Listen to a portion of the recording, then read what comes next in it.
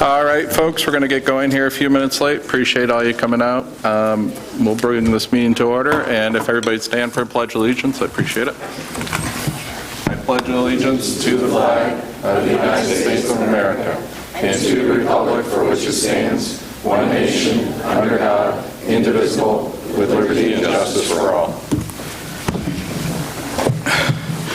Apologize, it's a little steamy in here. We're having some HVAC issues, and I'm quite jealous of Jim's outfit right now. I wish I was dressed like that.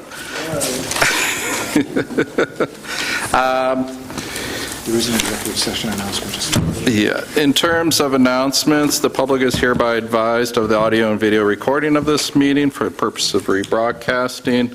And there was an executive session announcement. There was an executive session of the board held at the Farina Building on May 9th, 2017 for the purpose of discussion on contract negotiations with the Methacton Education Association, the Methacton Education Support, professional associations, and the Teamsters. We got a lot of contracts going on right now. There was an executive session at the Finance Committee of the board held on May 10th at Farina for the purposes of discussions regarding matter of personnel and the hiring of the Director of Business Services. And there was an executive session of the board held at the high school on May 17th for the purposes of discussion regarding a personnel matter of professional employee and personal matters regarding suspensions and furloughs of professional and support employees. All right, that's it for the announcements.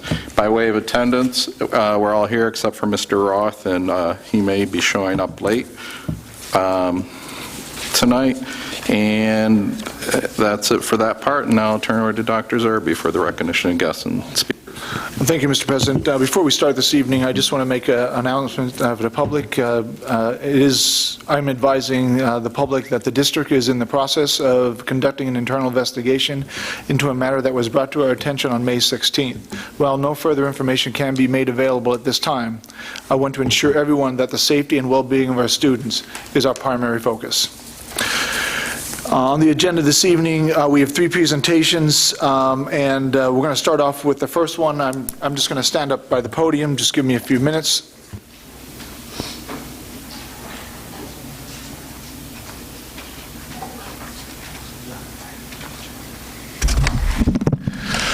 So tonight, we honor a true Methacton warrior, an individual that embodies the statement, "He bleeds green." This individual has been a central member of the Methacton community since he was a teenager. Time, talent, and treasure, he has given it all. Mr. Mark Constable, will you please stand?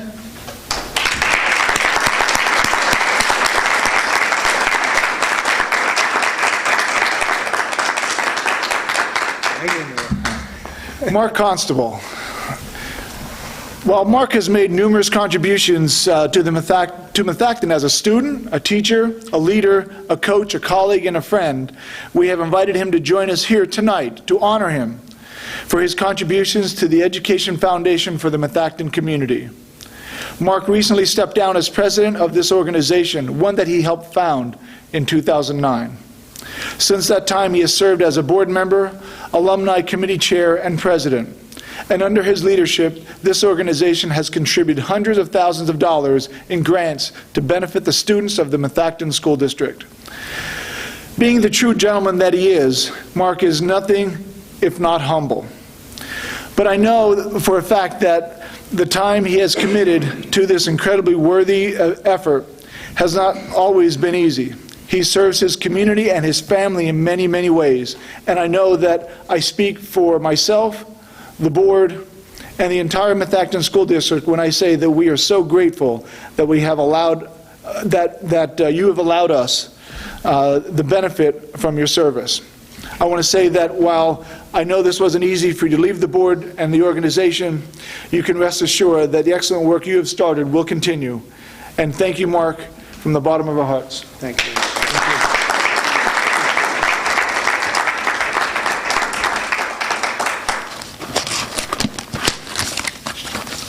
And in recognition of your efforts, I read, Mark Constable, presented with thanks for the dedicated service to the Methacton School District and your tireless work in building and supporting the Education Foundation for the Methacton community. Board President, July 2012, March 2017, founding board member. Thank you very much.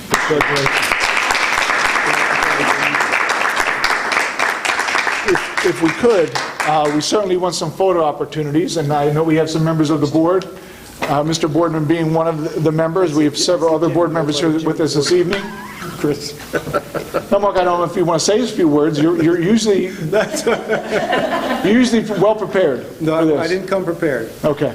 but You want to get members of the board to come down and have some photos with us? That'd be great.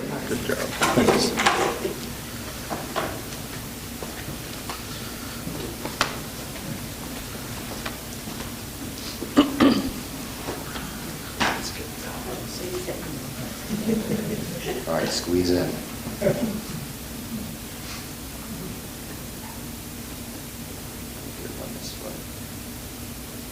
Perfect.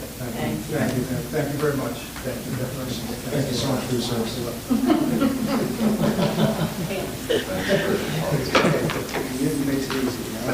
I'll leave you in the box so if you'd like. I appreciate that. Thank you.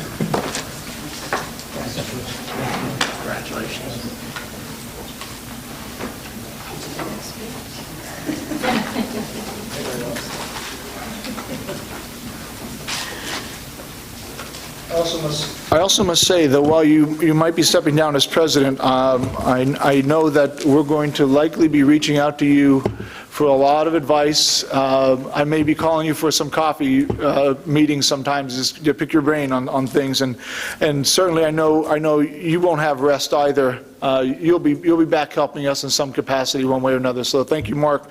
As always, a friend, a colleague. We appreciate everything you've done for our community. Next on the agenda for presentations, we have Mr. Fretz, who will be presenting the facilities summer projects. At your table, there is a handout. Mark will be referring to the handout. This handout has also been posted up to the district website. And what we're seeking here is to provide clarification for the members of the board. It was presented in some fashion as the handout is before you with the property committee as well as the finance committee. It's been updated to reflect their recommendations in terms of clarity on the document, and Mark's here to present it and to take any questions. It will be our recommendation then to move forward as we determined back in about September, October of 2016, as a committee of the finance committee to bring these summer projects forward and gain approval by the board as a whole as part of the budgetary process. So this is continuing with that agreement and moving forward. So Mark, if you please guide us through the document and your recommendations. Absolutely. Thank you, Dr. Zerbe. Good evening, everyone. As Dr. Zerbe pointed out, we're here to review the summer 2017 priority work. In front of you, your first page, you should see a summary sheet.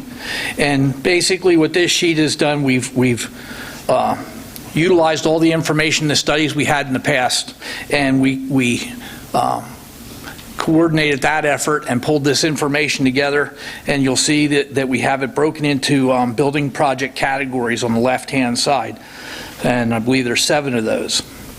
Across the top, you'll see where we have the estimated soft and hard costs, the funding categories, a project description, and then the category source.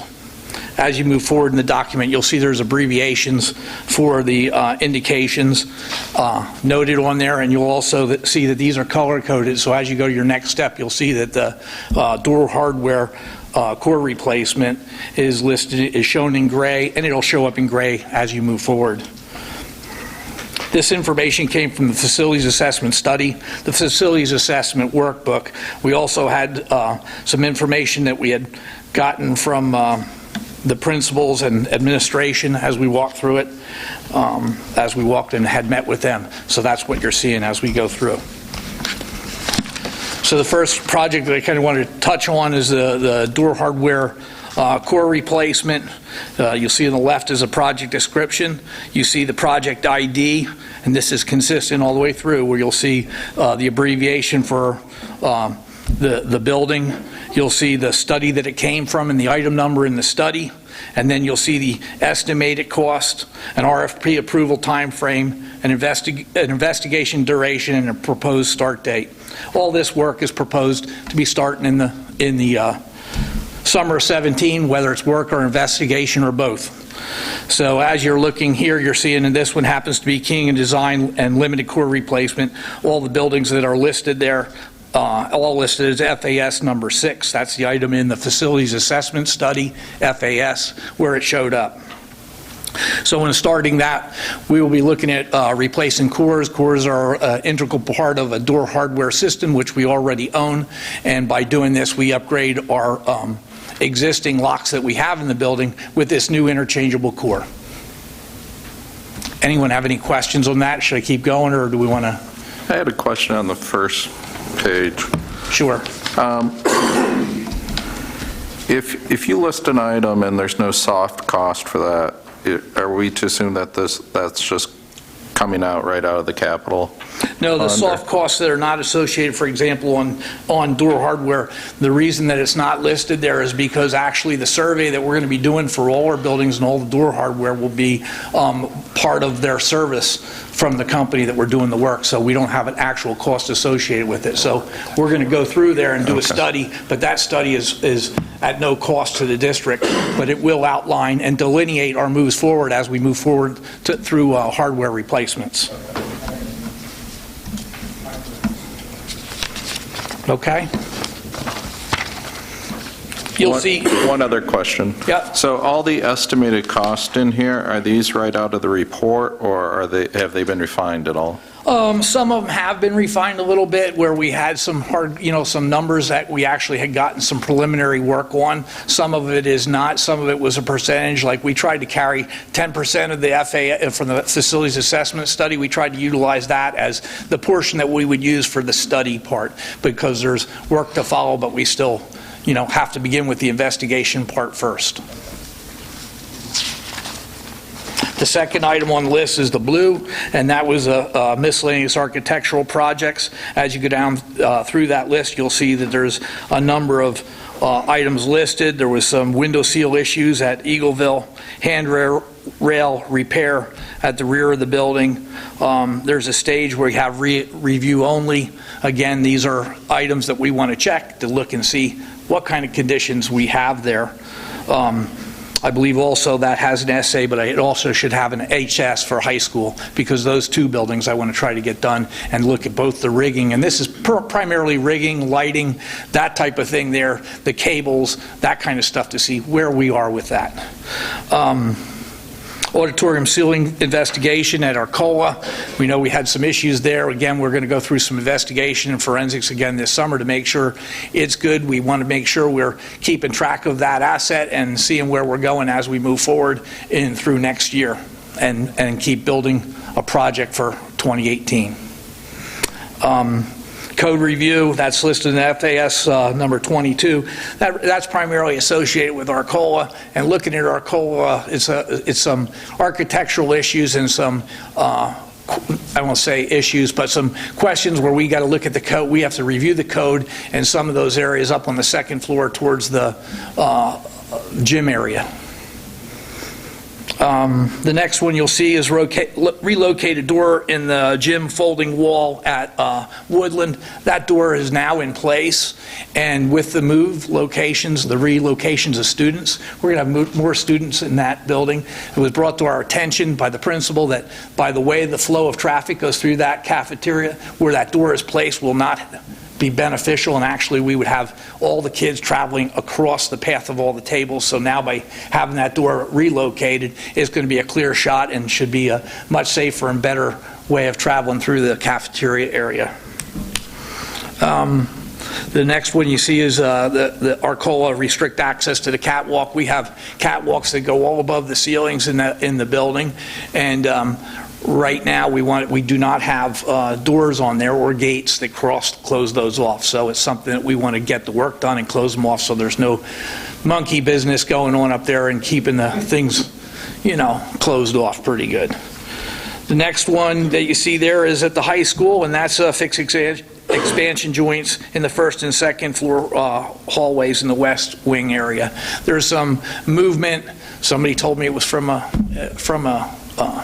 tremor that we had years ago, but who knows? But there's some deviation in the expansion joints there that we want to work and make that safer by adding a different style expansion joint, removing that's there, so we have a smooth transition across the floor. Does anyone have any questions about that category at all? Yeah, Mark. Yes. Just in the first one, the fixed windows, I think this question came up before about what was in the facility study. It was $10,000 and this is $100,000. Is the scope of work different? Is this actually fixing the windows? Yes. In my understanding, there's Yes. WASP in the classroom coming. So what's happened there, I just met with the manufacturer actually of the EFCO, of the product. The product's been installed for approximately 15 years at this point. The gaskets have retracted in the tracking. The finishes of the frames and everything on the aluminum are in nice shape yet, but really the gasketing needs to be replaced, and that's what happens because of having those spaces adjoining the glass where they don't completely close it off the way that around the insulated panel, the way they originally did. It leaves an opening. Water or a bee or something like that can get in there. So that's why we're asking to do this. Your comment, I used them today for free to verify what I suspected in reviewing the submittal and the original manufacturer's documents, and EFCO came out and looked at it and said, absolutely, that's something that we would have to redo. So they also told me that system is close to the end of its life at 15 years, blah, blah, blah. But, to me, I don't see any kind of hazing that, that's common with insulated glass beginning to fail or something like that. So we believe that doing a nice job and going back through and regasketing and resetting the windows and placing the stops back in position would be a good solution for it. Hey, Mark, on that, just to follow up what Paul said, are there any window failures over there? And I would assume that if there are, we ought to replace those windows if we're doing the gasketing. Not as far as I know. Okay. I haven't studied the whole build. It's not been brought to my attention, and I've walked around and looked. I didn't notice anything. Would the at this strategy point. be if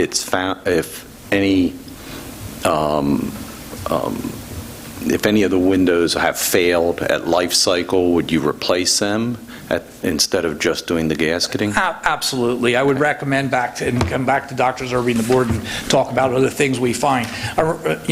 We have a lot of information here, and we've come from a 10,000-foot view on this, and now we brought it down to, let's say, 5,000 feet. But as we keep digging into this, I do expect that we're going to find, and it could be in any category, some things that we might have to talk about and, adjust our pattern to, correction.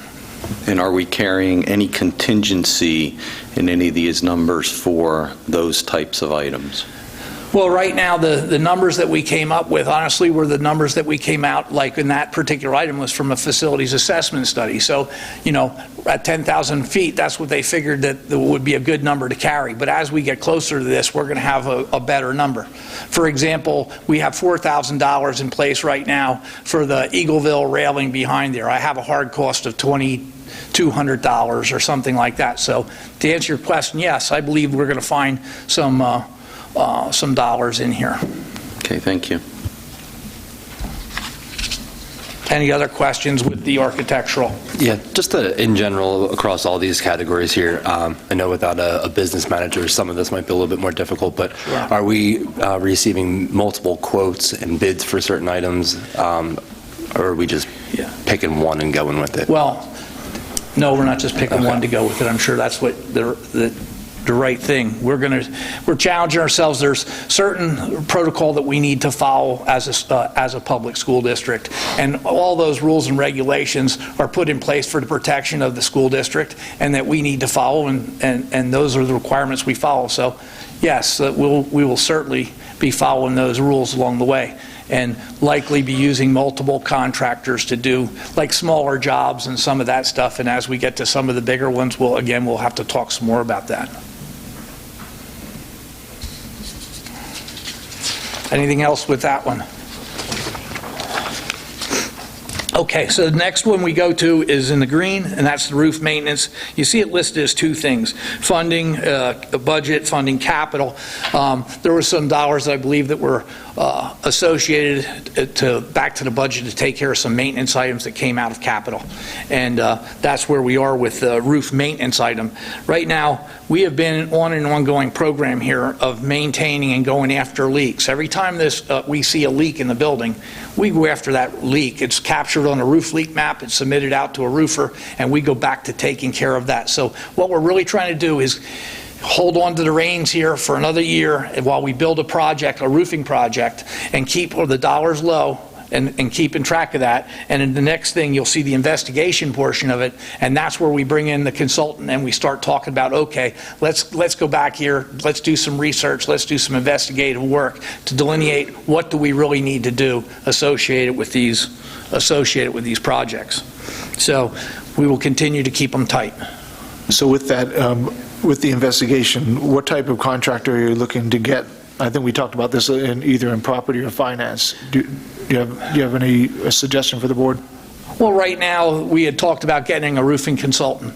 So, and looking at that and moving forward with getting somebody that specializes in roofs to be able to come back here, a third party to be able to come back here and give us a unbiased opinion on where we stand. And I think Mr. Dorn is in favor of that, and I think it's a great direction to go.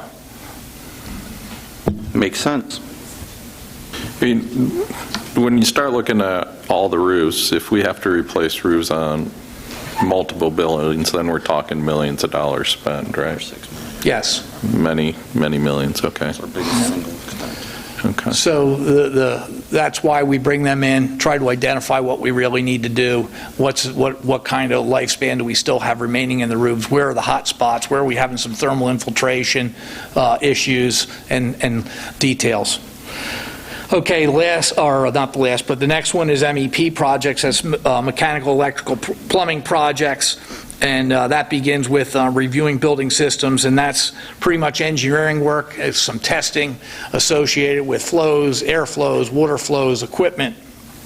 We need to discover what we have for sure before we go spend a lot of money on fixing things, because you could be spending some money where you didn't really need to on some items. If we can find some good things, we certainly want to, and make sure that we know we have a great starting point before we make changes. You see there where it's the next one down, it says design and work to install emergency lights in the tech ed. Right now the buildings have emergency lights, and the emergency lights start up when 9 seconds after the generator starts. Typically the generator will start and transfer power, and then you have light again. But sometimes in the shop, you know, it's 9 seconds in the dark. We want to make sure that we're trying to do a little bit better than what the code says, and we're going to give them recommending giving them some immediate light through battery backup. So that would hold for that 9 seconds. When that power shuts off, we have battery backup instantly until the emergency lights come back on and the emergency power comes back on. So that's what we're trying to do, and that's what we would like to do in there. We have the next item you see is replace smoke detectors and wiring facilities assessment study. That's at Arcola actually, and we have smoke detectors and they're all functioning, but the issue ends up being when you have a fire alarm, you know, it's literally a fire drill. So you're, as facilities and other people, you're out, you want to find where that detector went off.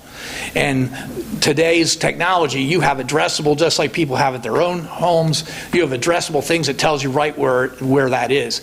In these older detectors, you don't have that. So you've got to go out on a search mission to find through 150 areas, find which one has a little red light lit before you know that was the detector that went off. And of course, with the firemen coming, that's something they talked about. So I'm sure we're going to make them happy when we complete that. The next area you see is area rescue and assistance. You'll see that listed for both Arcola and for the high school.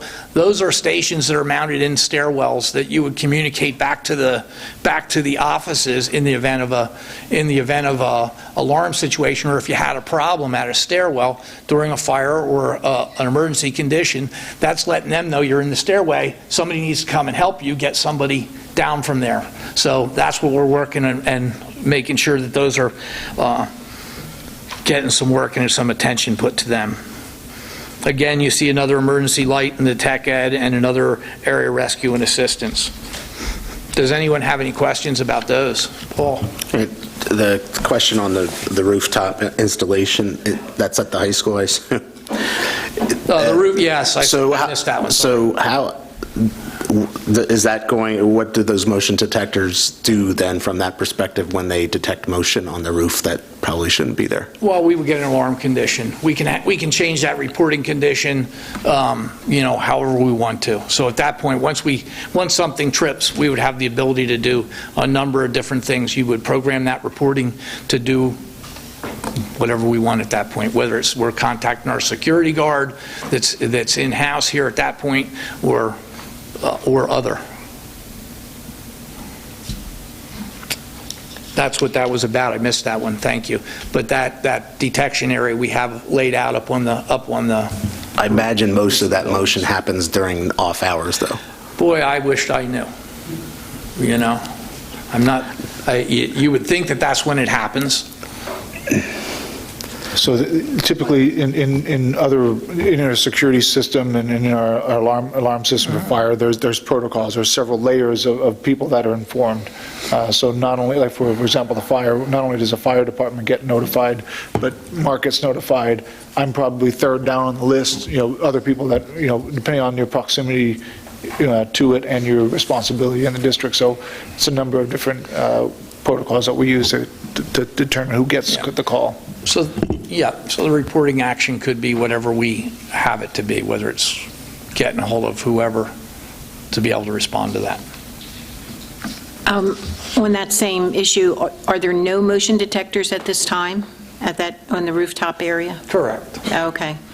And on the 2 items, repair area of rescue assistance, what type of repairs are that are needed? There's an electronic station that's currently in place between the 2 places, but those electronic stations are not operational. So what we will be doing is making sure that they're brought back into operating condition to communicate. So it'll be electronic in nature, and electrical. Okay. The next one is the relocation of students. This is, of course, has to do with the move that we're actively involved in. So there's a number of things here that have to do with all the buildings, has to do with the moving and relocation costs.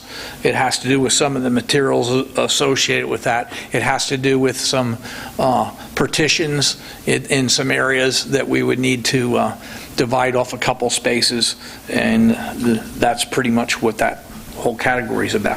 I have a couple questions about that. Sure. Each building is listed as $10,000 for moving costs. I would find that unusual, that each building would be costing the same, especially when, like Worcester, there's not as much being moved there. I would imagine there's a lot more being moved to Woodland or a lot more being moved there, and I find that a little unusual, and that's my first question, and then I have more, but I'll let you go one at a time here. I'm just looking at my sheet and making sure. For the relocation of funding? The relocation, we're looking at the orange one. Under moving costs, it's $10,000 each, and I would imagine. Oh, okay, yes. Yeah, I see that. It's an estimate that's spread across that's spread across right now. Doesn't necessarily mean, right now while it wasn't just all posted to one account, that's all. And then, what does partitions and things like that, I do understand we're going to be sharing rooms and those kinds of things. What's prep for move? Prep for move, right now we've received some boxes. We have to have boxes and tape and all those things. We've gotten a few thousand boxes at this point. Isn't that everything gets labeled, everything gets taped, all that boxing is all the materials that would be associated with preparation for move. And I've been involved in a school move before, so I am aware of those things, but I'm not trying to be picky here, but partition/prep for move and then moving costs. I mean, does moving costs under facility, I would imagine, is things like trucks and boxes and whatever. Is it not staff? I would assume that's different because this is facilities. I don't mean your staff, I mean the paying to help, the supplementing someone. We have as part of our contract and past practice that teachers do get a stipend for a certain number of days, and that's not included here. No, that's not included here. But it is included in the budget for next year, so Right, we've included those dollars. I did know that. I mean, and I'm not arguing or saying that this $110,000 concerns me because this seems like controlled costs. I don't know if we're hiring extra hands, we're paying overtime, one of the reasons I have not moved in my own home is because you forget about all those costs, like boxes, and we're moving a lot. But at some point, I would like a breakdown of this because I just find that a high number and an unusual number. Oh, sure, we can do that. Yeah, so it's not detailed into each category at this point, but, so we'll get that for you. And I would also, and I don't know how this is being run, but just from my experience, because I've packed rooms before plenty of times, and I know it's different because you're not moving, some is not being moved from building, from, a classroom, one hall down the hall, you're not walking things down on a cart, and, but, we've used boxes from the cafeteria, and I understand that some things that can't be done, and I'm sure we're using some cost-effective measures, but that number concerns me. I'll say it again, so that if we could get that number down, I don't care if it's in the budget, that way I would, and I would like a breakdown. Sure. Yeah, I think it's, I'm not saying that this is the amount that we'll have. Again, these are estimates. We did put $130,000 in to take care of the walls, the moving, and the staffing, the stipends associated with it. So that's where we're at with that. Like with some of these other numbers, they're likely to come in less. Some might actually be more, depending on what we find. So, well, we certainly can give you detail. I think we've gotten the quotes from the moving company, but we also talked today. Again, we have other things now to move that are in addition to what we got the original quote on. So as we're working through some of the moves with the staff, that participated additional moves. So it's while it's not perfect at this point in time, Ms. Gorla and Mr. Fretz are working through that with the elementary principals to get it all organized. So the details aren't neatly organized here, but generally speaking, we're looking at about $130,000 to make this operational change. And you brought up one good point that I forgot. I had that question. A moving company's being hired. I understand we can't get our custodial staff to get some pickup trucks and move. I'm not suggesting that, but I'm just curious, what other types of vendors are involved? Like the moving company, and I would assume the partition, one company handles the partitions. Is there any other vendors involved in this? Right now, those are the two vendors that we've talked to. There may be some permitting costs from the townships. Yeah, and absolutely, and we had some stuff with professional services. And there's likely some design work Yes. from Fidavia, right? Yeah. I mean, that's probably part of these pieces.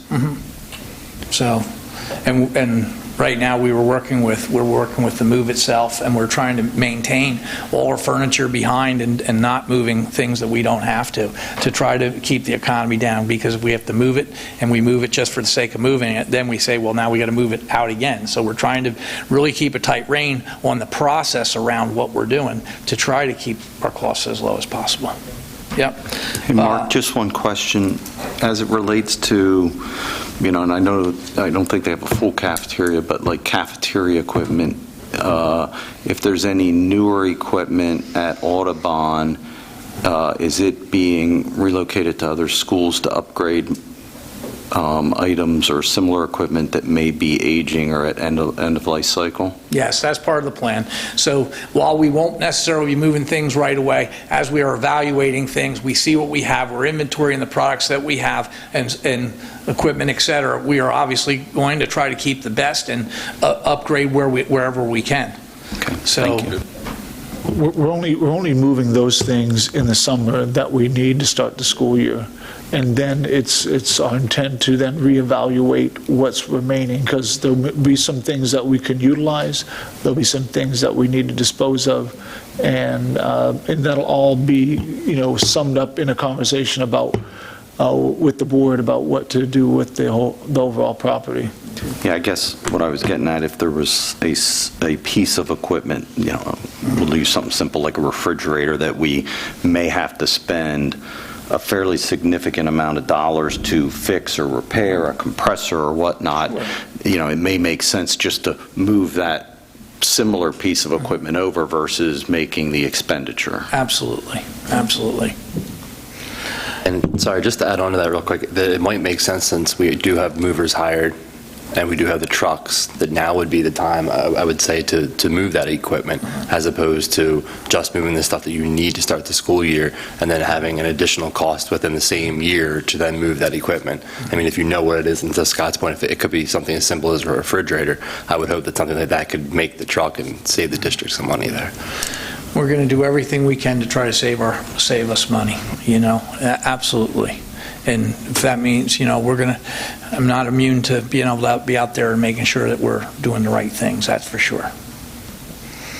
The next one is the administrative selected projects. These are the projects that come from administration, principals, and other administrators, as we had talked to them and got some lists. So what you're seeing there is replace the CAF tables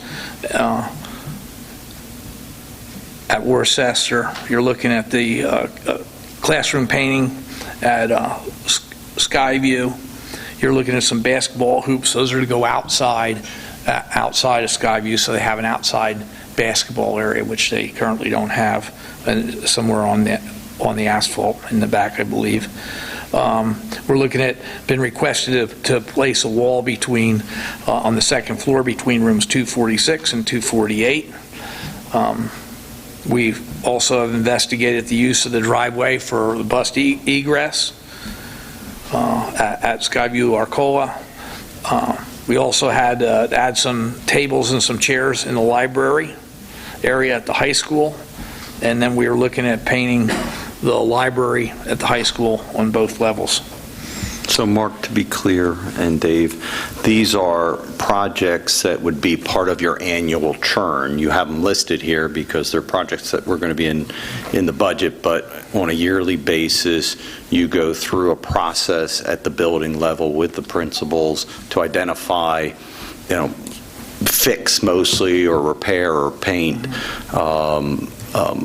at the school level, and then those lists get typically reviewed by you and Dr. Zerby, and you allocate a budget to do that. So this is what we would call normal churn within the school. They're looking at being able to see what we can be able to afford at the end of the year, and look at some of these projects and seeing how we can best get them accomplished and utilize those dollars. Thanks, Mark, that was really helpful. Hold on. Can I One just- follow, Go ahead. can I? Go ahead. Can I ask mine first? Sure. Okay. As a follow-up in future presentations and things, we're going to be keeping track of the actual spends and comparing them to the estimated numbers, and you can report back on that to us? Yes. Okay, great, Yeah, thanks. we'll track it to see exactly where we were. I think we at the property committee asked Mark to create, Mark and/or Fidavio to create a master tracking sheet that can track year to year what was budgeted, what was bought, what the price was, and then what may not have gotten done because they may have had emergency stuff or other things that have come up. So we'll have a running list from year to year to year to both look forward and to look back from a historical perspective, is what we've asked them to create. I just had a question on the investigate use of driveway for bus egress. That's the driveway that already exists, or is this connecting to Middle School Road? This is the driveway that connects to Middle School Road that's currently gated closed. Right, okay, so when this job is done, if it is possible to go use that route, will we be able to use it? I believe the idea is that this road would be for egress for the buses only, to be able to leave the site. That's the investigation that we're looking at. But it will make it possible for the, I mean, we will have done all the work necessary so that the buses can actually use that, provided we get all the permits and whatnot to do that. That's correct. Okay, thank you. I think there might be a misunderstanding. It's actually, the $9,000, Brenda, is just to investigate. It's not to actually make the road serviceable. We need to bring in a civil engineer, among other things, to determine what work needs to be done to make the road usable. Yes, this was for them to come in and do that investigation. It does not include a gate also. What's that? It does not include a new gate. No, Yeah, so- as Kim was pointing out, right now, Yeah. we were talking about getting them in here to take a look at that, and they're going to be offering us the proposal of what the actual cost would be to make that road suitable to get off the property.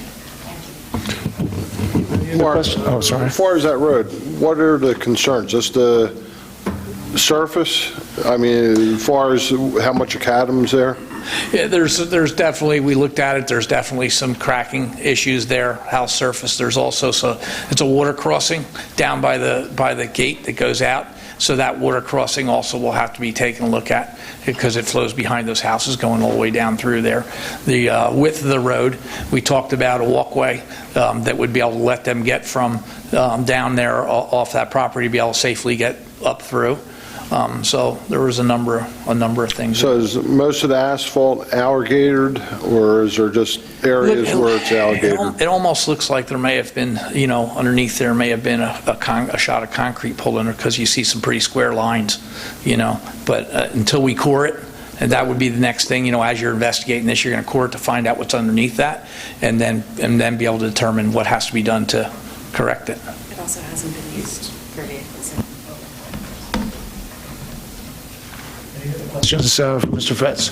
I do. Just one, and it's more of an overall question here, is throughout, if you exclude the moving costs for Arrowhead, there's only about $11,000 allocated in total for Arrowhead, which was deemed to be the school that had about $12 million total and work that needed to be done.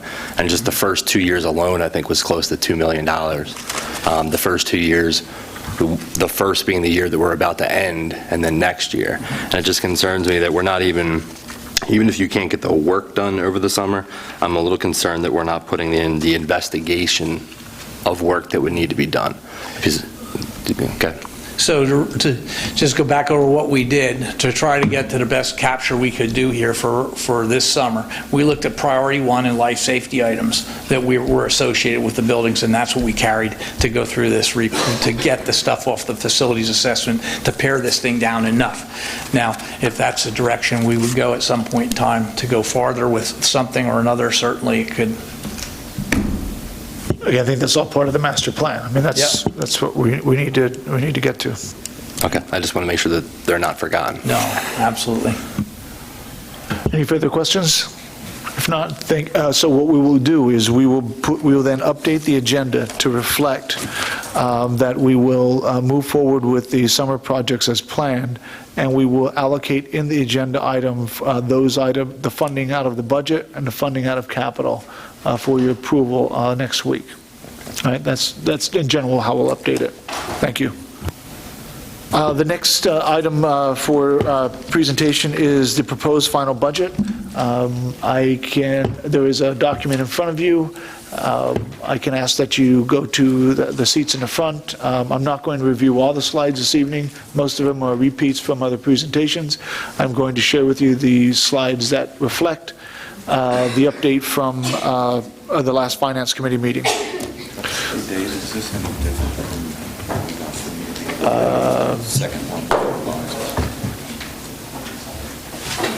No, it should be the same as the second one, revised, yeah.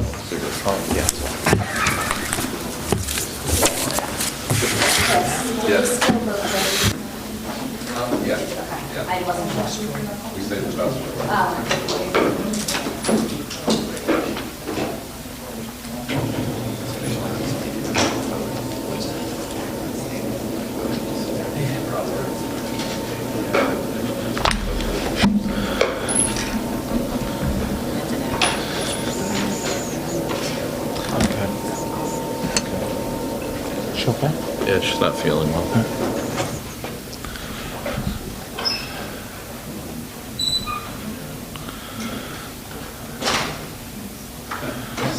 So this evening, I'm going to be presenting the proposed final budget for the 2017-18 school year.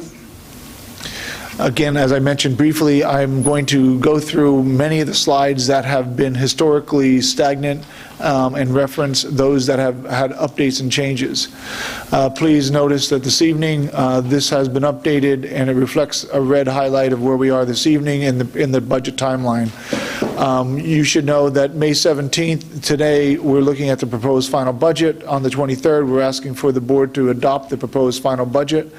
We will come back, review any matters on June 14th with the Finance Committee, have a final presentation on the final budget at the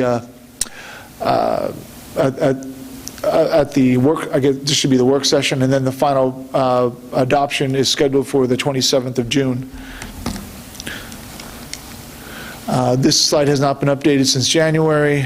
Again, strategic plan focus, the board goals associated with this school year, the budgetary objectives as established by the Finance Committee, the Methacton School District general data, department structures, enrollment, school buildings, all things that we've reviewed in the past. This slide here, slide 13, reflects some updates. These updates, and I'll try to go through them carefully. Much of the information is similar to the previous 5-year projections. There are 2 5-year projection slides. This is one of them. Slide 14 is the second one. On slide 13, please note that this is the one that has no property tax increase for the 2019 through 2022 term. So you notice listed here, this is the approved 2017 budget, the proposed final budget, as I'll speak to you in more detail here this evening, and then the projections going out. Notice that under net operating balance, we have no net operating balance residual, the same with under the proposed final budget. I want to speak to that you'll see the differential showing in the out years as we go out. You'll also notice that there is a fund balance, and that fund balance changes as the dollars and the surplus and other information is provided. Let's talk about some of the assumptions that are made. So expenditure assumptions, these have been default assumptions from the very beginning. There's a default growth rate of 2% for both as part of the Federal Reserve and as part of staff salaries. Prescription growth rate has been steady as been previously presented. The PRESERS rates are as projected in November of 2016. Please note that this is an update. The interest and principal on $7.5 million bond in each year has been added in non-restructured borrowing, which totals right now for this budgetary year of 2018, $325,000. What that does not constitute is the budgeting going out. So while I recently had conversations yesterday and again today to get updated information for this presentation, I don't have it all ready for you this evening, but certainly we'll have these slides updated to reflect PFM's recommendations on how borrowing $7 to $7.5 million each in the next 5 to 7 years will impact the budget. So that is not reflected appropriately in these numbers at this time. However, The next item, the $1.821 million was added to the annual $200,000 in the budgetary reserve. This is seen in the debt and service transfers located on this line item here. So in previous presentations, we had about $1.8 million, which we identified as either net operating balance or identified as unallocated expenses. To continue our method of being transparent in where the numbers go, as part of the report and submission of the budget to PDE, there is no such thing as unallocated expenses. Therefore, these dollars have been added to the budgetary reserve, which in general we put in $200,000. So these two numbers added together added into the remainder of the debt service and transfers to get you this number here, which in turn gives us a total expenditure and revenue that equals, and that's what the budget is for the proposed 2018 budget as we're proposing here this evening. On the revenue side, everything's pretty much stayed the same. Notice there's a red highlight here as recommended by the Finance Committee. In addition to that, there's a collection rate update as determined by discussion by the Finance Committee of it used to be 96%. Based on historical data and careful review of this, it is the recommendation of the Finance Committee that we use historical 3-year averages of which in turn for this budget, the 2018 proposed budget is 95.77%. There's another slide that articulates this in greater detail. The projected year-end surplus. This is another item that affects the fund balance, and this number of $1,222,000 has been added to the fund balance to reflect what we are projecting right now to be our surplus at the end of this operating year. And I'll talk to you a little bit about what that encompasses in just a few minutes. On the next slide, it's a similar presentation. However, the property tax increases are listed here. They have all the same assumptions, except for the property tax matters. On to the next slide. This has been updated to reflect the staff cost breakout based on the proposed final budget. So you can see in this column here, we have a proposed final budget of $106 million. The salary and benefits accumulate or account for 66.18% of the overall budget cost. And this carries over to each of the projections based on slide 13 with exception of the tax, the Act 1 tax increase. Please note also, as the asterisk indicates, this represents the full PSERS amount and not the half that the district is solely responsible for. On to the next slide. This is the 2017-2018 concise summary report for the proposed final budget. As you can see here, we've listed actual years, the 2017 budget, the approved preliminary budget for 2018, which was approved in January. There was an April update that we presented to the board. And lastly, this is the proposed final budget, which we'll be seeking your approval for next week. Please note that the updates on the fund balances aren't, I need to update that. So those will be reflective of the surplus that I had previously mentioned. On the next is a revenue slide showing a graphical representation. The assumptions, this hasn't changed. These are the assumptions based on our approved preliminary, the approved or the April update, and the May update.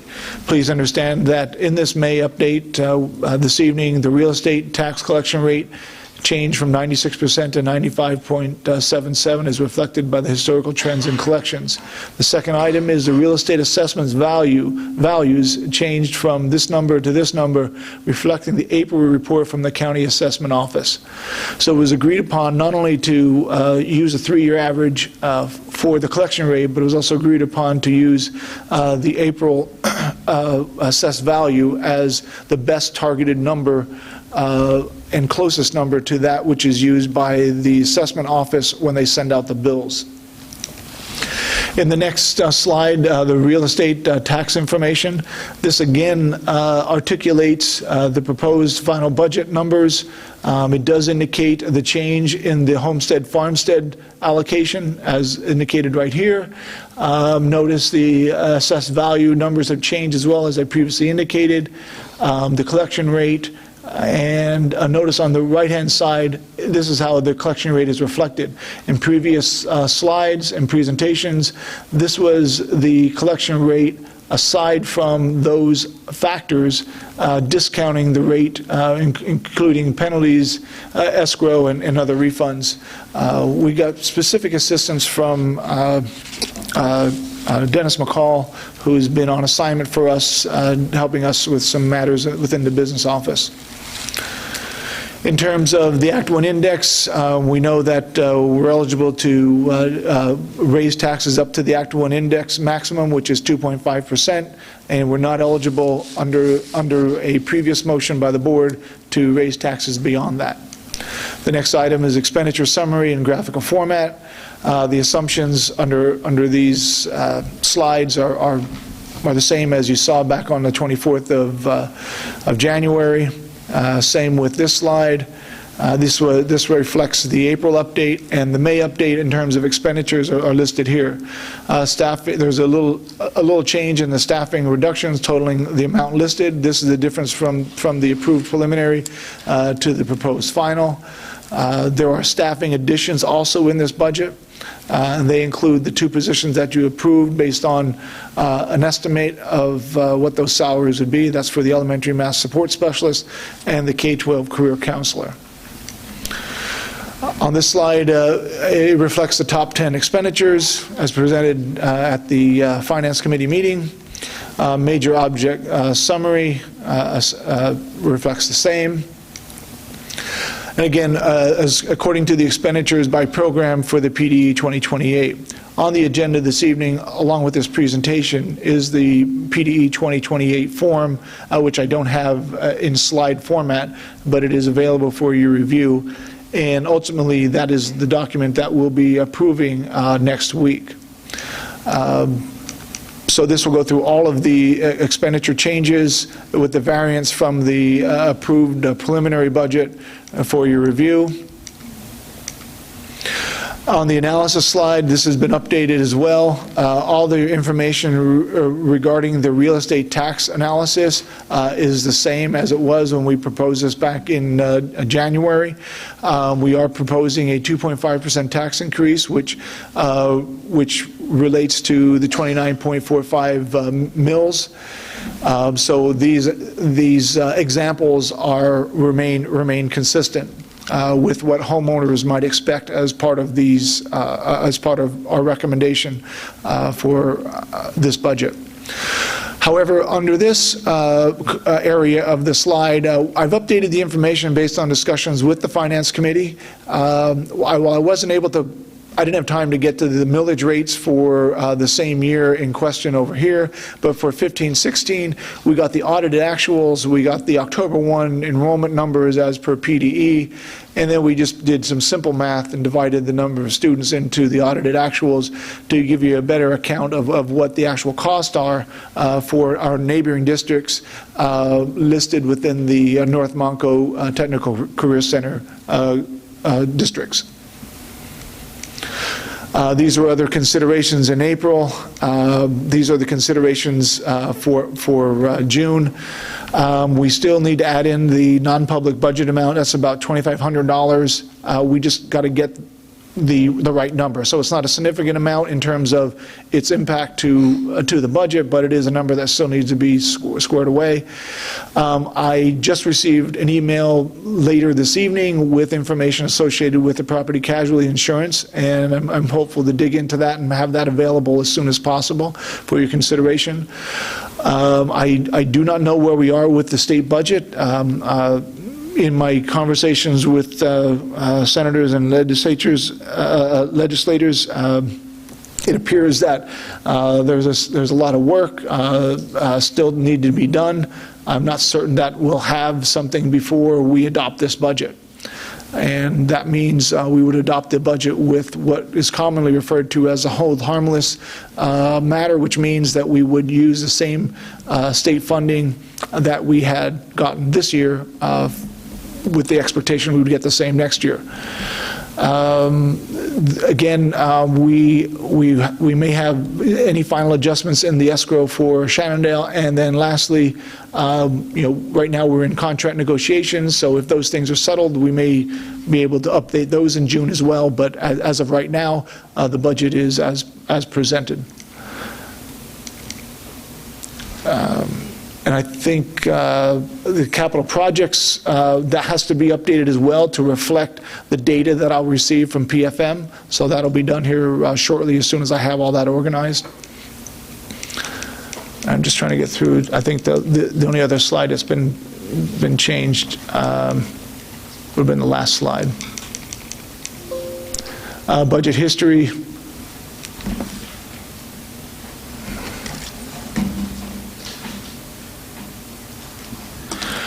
On budget history, we presented the proposed final budget to the Finance Committee. Several notations were recommended and thus noted as slides updated for, I can't read that, but I think it says, it was May 17th, 05, 2017. So any updates reflect on the upper right-hand corner of every slide of when those updates occurred. So that ends my presentation this evening. It's my hope that the board takes some time to ask questions, discuss the matter. It's my goal that for next week that we seek your approval or adoption of the proposed final budget. Thank you.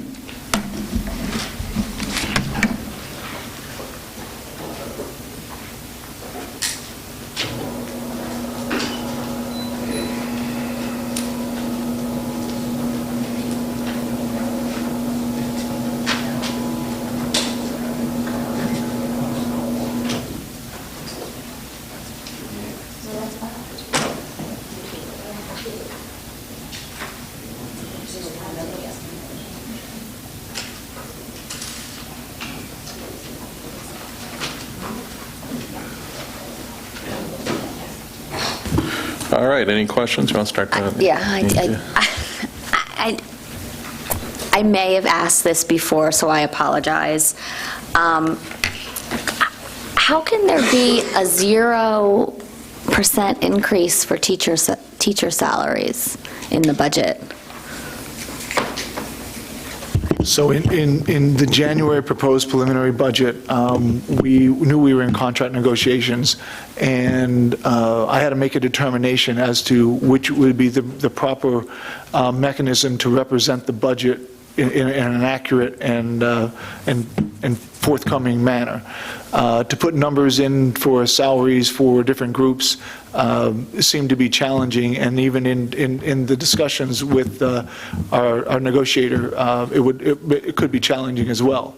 So it was my recommendation to, since we did not know what those increases would be, to budget zero for those, and know that we would have to address that somewhere along the way. And that's where we are with when we had about $1.8 million in unallocated expenses, and we now moved into the budgetary surplus, not budgetary reserve. Those dollars, as we spoke, at least in a previous meeting, that we would like to use some of those dollars or all of those dollars somehow or another for contract negotiations and or facilities improvements. Thank you for repeating that. I appreciate it. Brenda, any questions? Yeah, I have a couple. Dr. Zerbe, on, I guess is it page 13, slide 13? Is this, that the same thing? Sorry, I tried to save paper by the ones that were probably irrelevant. Oh, right. in It's the terms- 5-year projection. Yes, so slide 13, correct. Okay. So as I look at the debt service and transfers numbers, I see that you've included between 17 and 18 that additional, the projected surplus is included in that number. But if you go from 17 to 19, the increase is $1 million.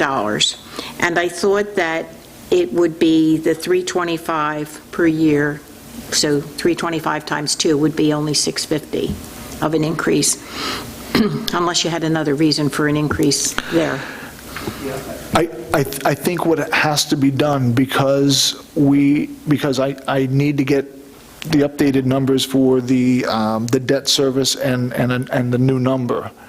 I need to go through that, and so it may not be properly reflected in these projections. So I can tell you that in the $325,000 is in the proposed final 2018 budget. It may not, that dollar amount and future year dollar amounts may not be reflected appropriately in the other years.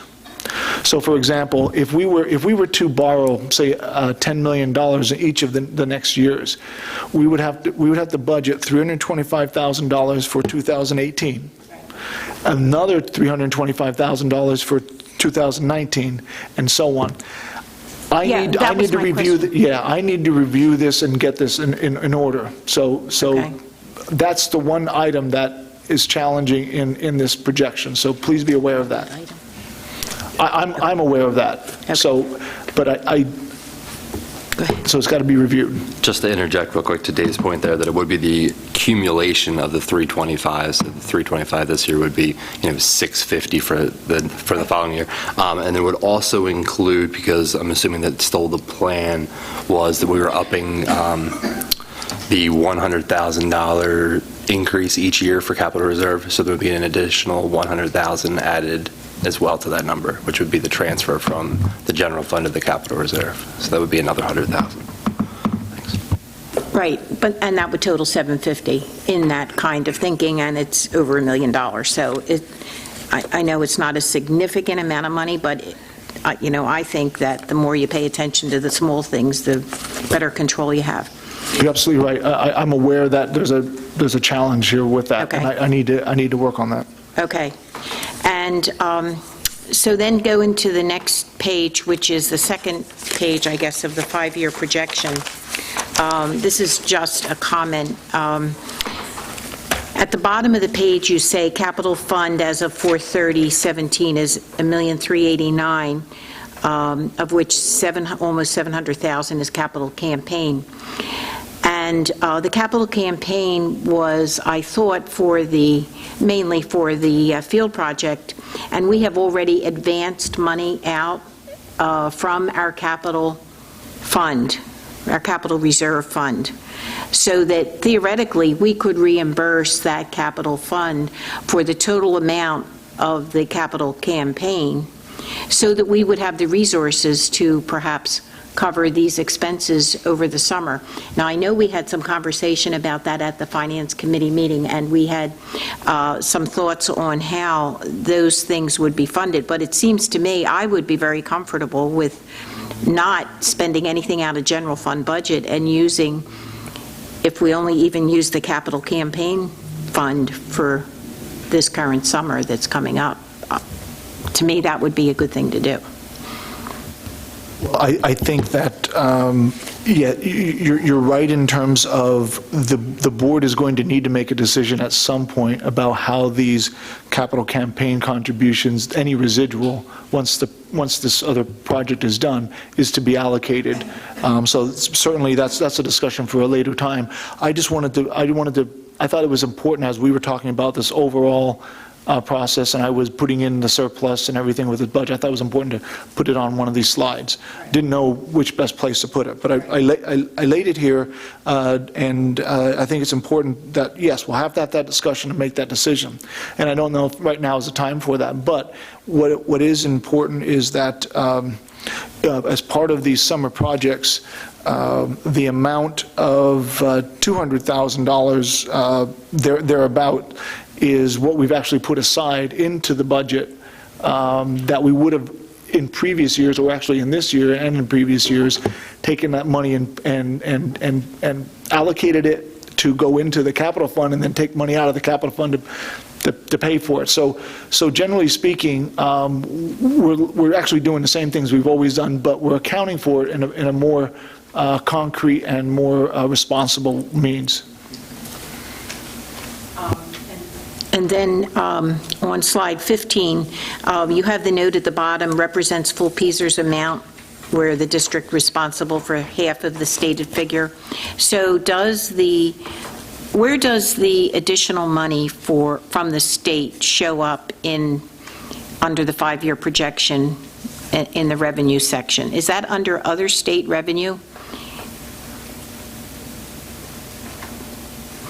Because, for example, there's like $1 million increase between 17 and 18, well, the 17 budget, and I think you have found additional money that's coming from the state, which results in why you increase the budget for next year to be held harmless. But in subsequent years, the increase doesn't seem to be a huge amount of money, and it should be half of the PSERS, right? The PSERS increase. You're referring to other local revenue? No, I'm assuming it's under other state revenue. That's where I was assuming it was. So I just wanted to be sure that you were keeping track of that, the program keeping track of that when that's done. And that's, at this moment, that is all I have to say about the presentation. Thank you.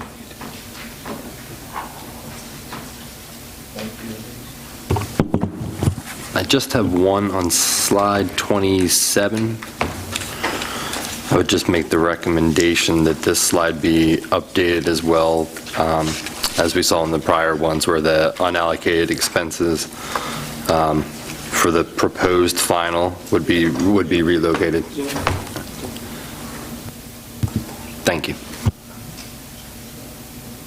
Yeah, one thing, nowhere in this budget reflects any actions on Audubon Elementary School, right? So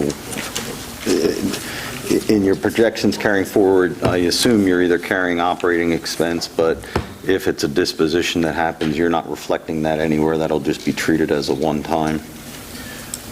That's accurate. So the operational cost of Audubon is not included in either as a reduction or any sort, because it's generally speaking, we're going to be moving much of the materials, books, supplies, things of that nature. We're adding another $130,000 cost to that move as a one-time move. But we're going to need as a program of maintenance, we're going to provide some upkeep and care and electricity and heating to that building until such time we decide differently.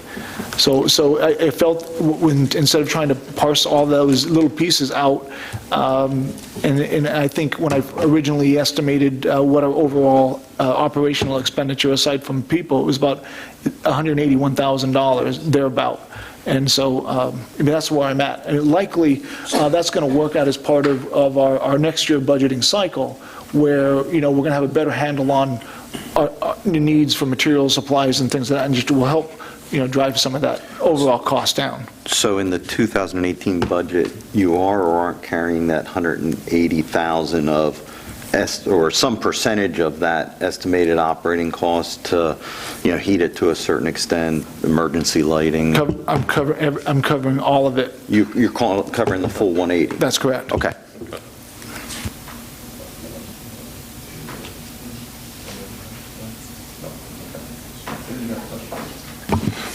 Yeah, under the operating expenses. What slide do you want, sir? 13.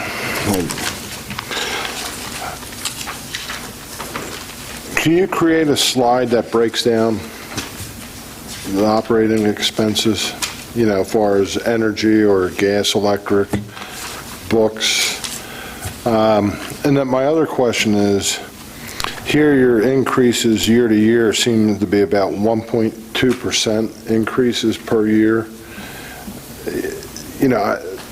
I'd just like to see where, is insurance going up 10%, but something else is going down to get that 1.2% increase. It just seems light as far as on an average of. The increase each year? Yeah, it seems very light. I mean, it's, liability insurances and stuff like that always seem to go up 10, 20%. And I'd just like to see a page under operating expenses where the increases are and what they are in each category, and how you're getting that 1.2% increase.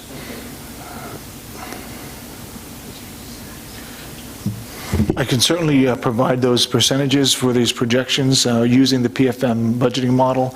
Generally speaking, if I knew from data what numbers I could use for the projections, I would put them in. Otherwise, in many instances, you're seeing 2%, which is the default ratio provided. So we can certainly do that. I got to tell you, it's going to take me some time to put that together. So if the board wants me to do that, I'm going to certainly have no problem doing it. I'm not going to be able to get it done for next week. One other request is just a 5-year look back of historical data in those categories to see what kind of increases it actually ended up being, so we can get a feel for a trend. I just think operating expenses at 1.2 is light. That's all. We just work through prioritizing that against other things. I think. But I can certainly do it. It's not something I can't do. It's just we're running short-handed right now. a little bit. So, yeah, that's an interesting question. Anything else, Jim? That's all. So we're getting a 5-year look back, and we're going to get the percentages associated with the operating expenses going forward as part of the years in this chart. And just Yeah, where I the- think that where I the think big that expenses. I think right? the look back will help with looking at trends going forward. I mean, especially when it comes to your insurance, heating, whether it's gas, oil. Kind of like the top categories in there. Yeah. You don't need to see the small dollar amounts. You don't have to get the small stuff, Yeah. but if you break it down into like school supplies or energy, electric, insurance, just the. Okay. Thanks. And if you notice, Kim left. She was not feeling well, so she left and went home. And now on to Paul. Yeah, real quick, I know Dr. Zerbe, I think we talked about this. You said for the next meeting, you'll have the revenue and the PDE form also. Please. I think it was for the next session. I don't think it was for this session, but I think we should have the PDE 2028 in the revenue also. Yeah, we can certainly do that. And then just the comment is on the PSERS growth that we're making the assumption on the 5-year projection. So as soon as we have any additional information about those growth rates, if there's any updates that come along the way, or if there's any indications, I think that is a significant impact to the 5-year growth that we should stay on top of, not that we're not, but stay on top of that particular element of the equation. Yeah, I can only provide one piece of information on that, and I think I may have provided that to the Finance Committee. While the rates that are in the model are the rates that we were provided in November of 2016, I was fortunate enough to be in front of the executive director for PSERS, along with many of the other superintendents of Montgomery County, and we heard directly from him that it's not something that we can depend on leveling out.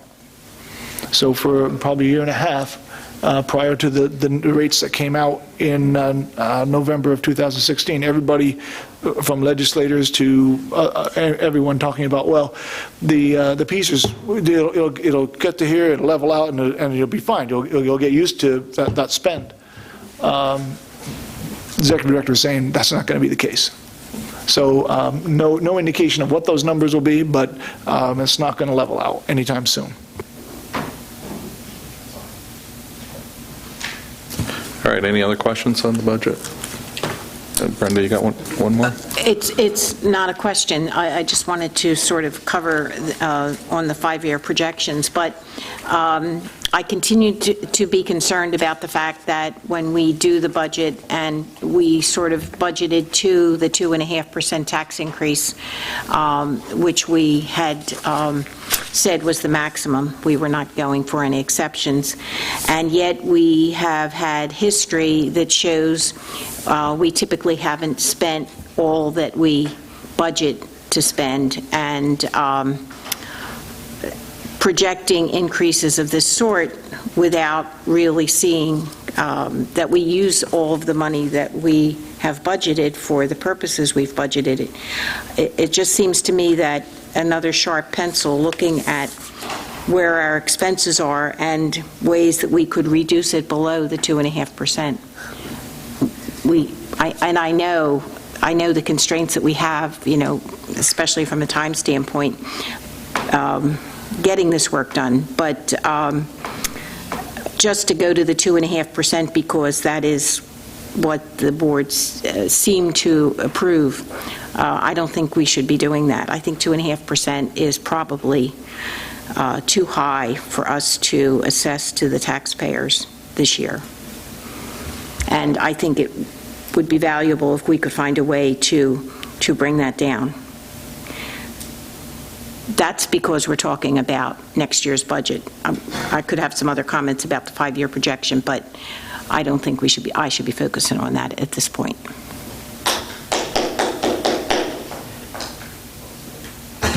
All right, thank you. Any other comments? Okay. All right.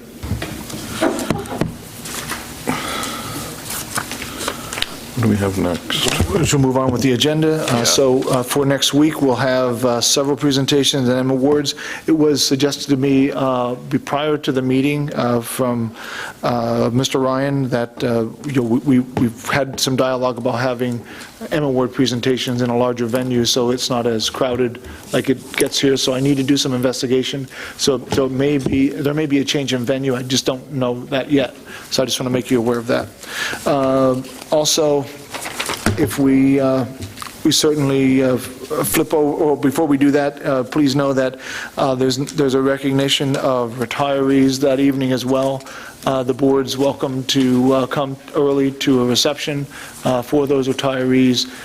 Dr. Harney will then retreat back with them partway through the beginning of the meeting to continue that celebration, and that'll be the meeting for next week. We'll have courtesy of the floor. We'll have the reports, and one question that I do have, and I have noted here on my agenda, in front of you are ballots for the Montgomery County Intermediate Unit election of Board of Directors for 2017 ballot. Prior to you leaving this evening, if you would just fill that out, leave it on the table or give it to me personally, and I will collect those and have Ms. Coons send those into the IU. Again, these things do not require official board action. They are individual ballots that are then provided and counted at the IU level. We'll have public comment, we'll have meeting minutes, and then fiscal items. There'll be a list of bills, treasurer's report, and a new item that wasn't on the agenda prior to the typical 72-hour matter, but we finally got the renewal agreement from worked out with Aramark, and I want to explain this just a little bit. And I don't expect you having a lot of questions because you probably didn't have a chance to look at this in great detail. So if we have questions next week or between now and Tuesday, please email me. But generally speaking, we go out to bid, and under the federal regulations, we can do a bid for a 5-year period, and we're required, however, to do annual renewals within that 5-year period. So this reflects, I believe, year 4 of a 5-year bid cycle. So we'll likely be going out to bid sometime late next year as part of the overall food service contract. But this is an annual agreement that is part of the a part of this process. So it's for your review. I don't expect many comments on it because it was only posted, I believe, this afternoon.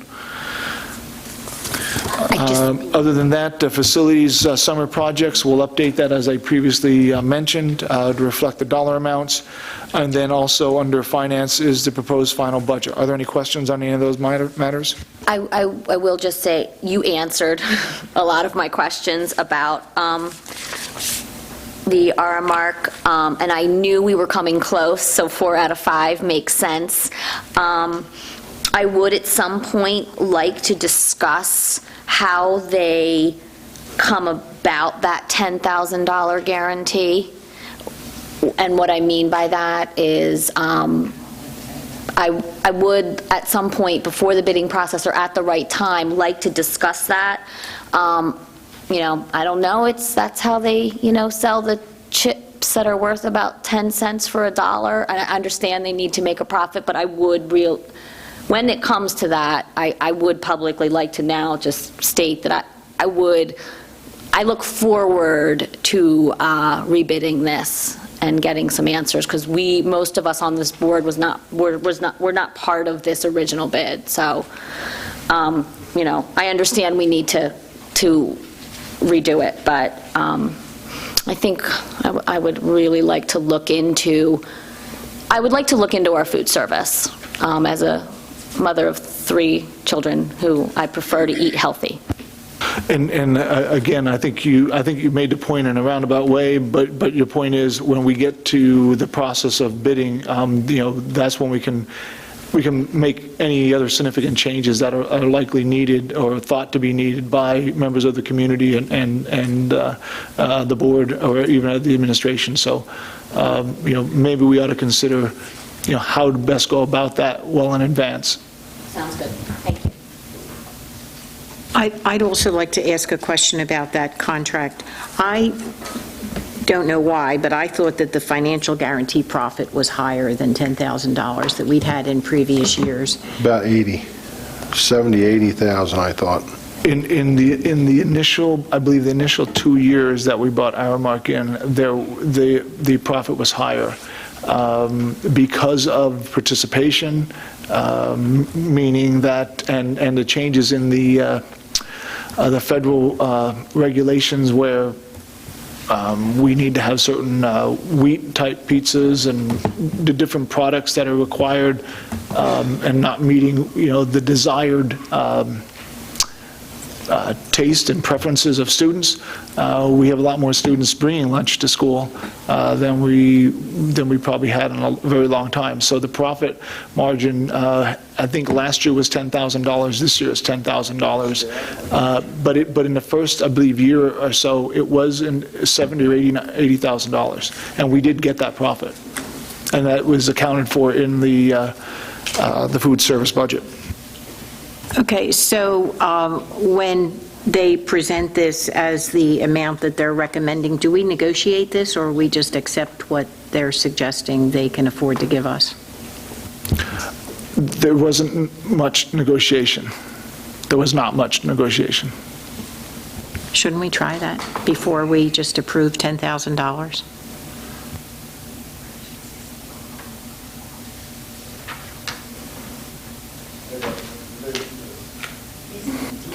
Dave, if we didn't follow the federal guidelines for school lunches, how much money would we lose in federal money? About $300,000. Okay, and if we allowed Aramark to serve whatever food they wanted, would they have, I mean, back before this whole program came in, they were guaranteeing us $70,000, $80,000 a year. So the question is, what would their projections be if they were able to serve up fries and hamburgers, hot dogs the way that taste good, that aren't green? To see what's the better service for us and money-wise.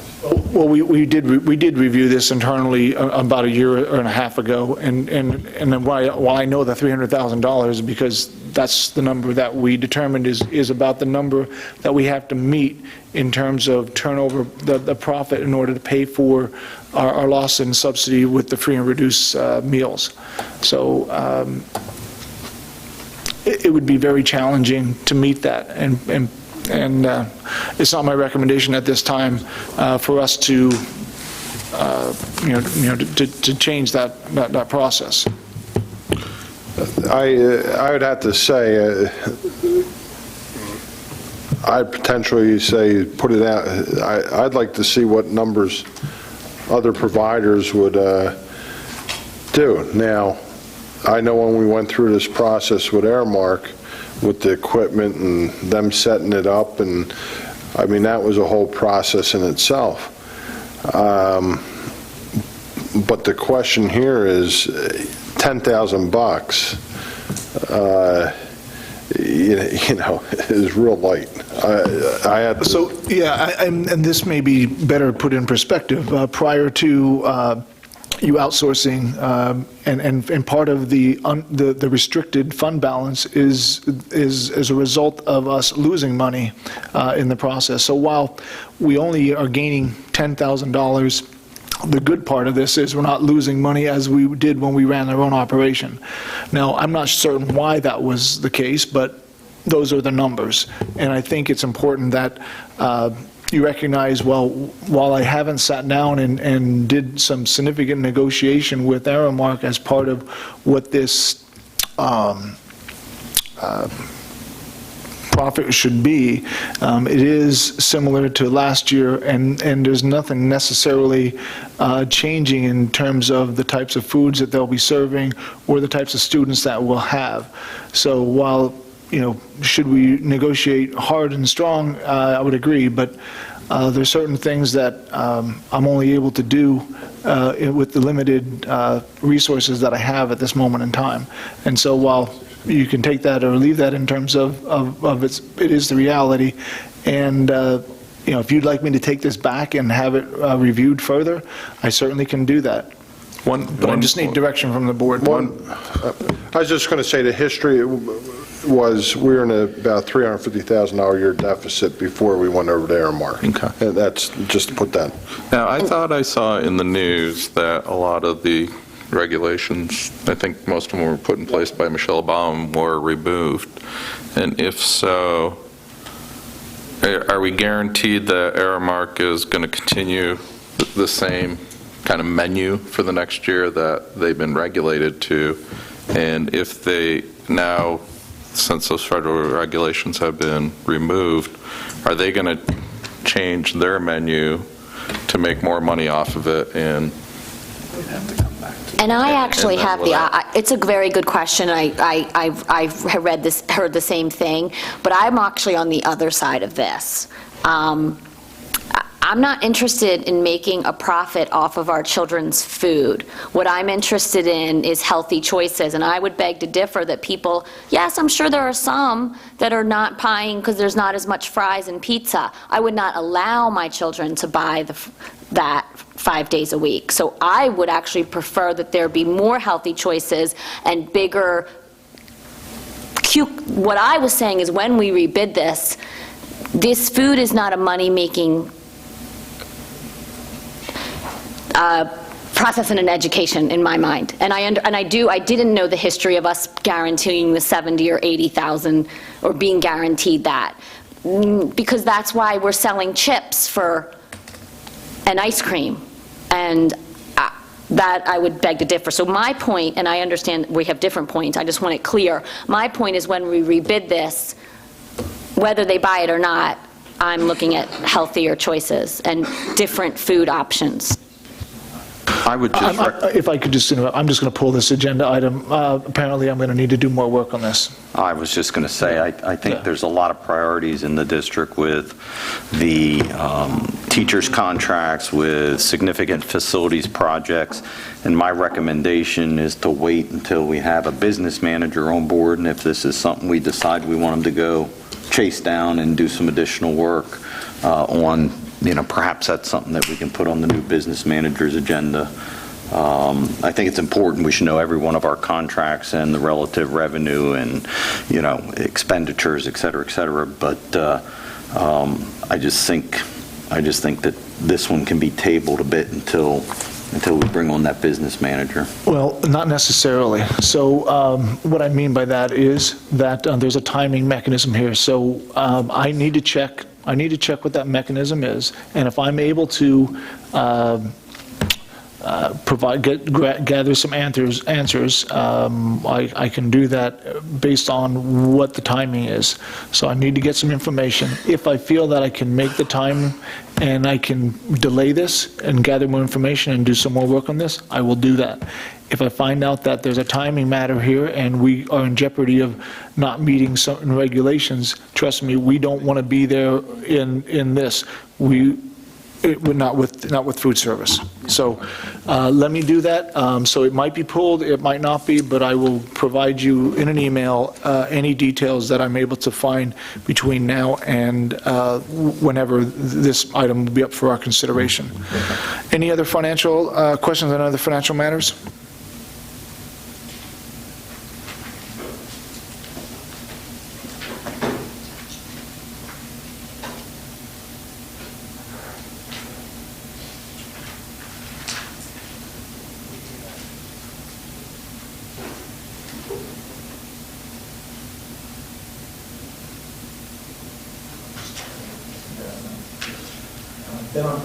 Then on personnel matters, Dr. Harney?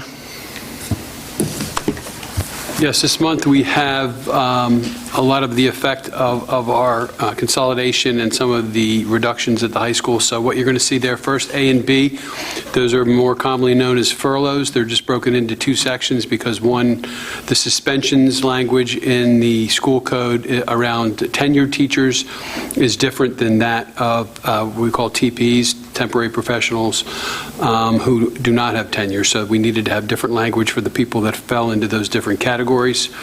We also have language for demotions for our temporary professional employees. That's C under number 10. We also are listing our non-professional employees, our MESPA folks, for their layoffs. They are listed there under non-professional employees. And we have one resignation administrative. We have 3 resignation professionals. All of those are actual retirements. We have a resignation classified. We have 3, 2 of which are retirements. We have 7 professional change of status for your approval next week. We have a change of status classified for your approval, 7 of those. Uncompensated leave classified, we have 1. We have a supplemental contract for your approval. And we have 4 additions to our classified substitute list. We're asking for the approval of the volunteers as attached. And we have quite an extensive advisements list that is now attached that deals with all of the changes as far as assignments for next year. Are there any questions for Dr. Harney?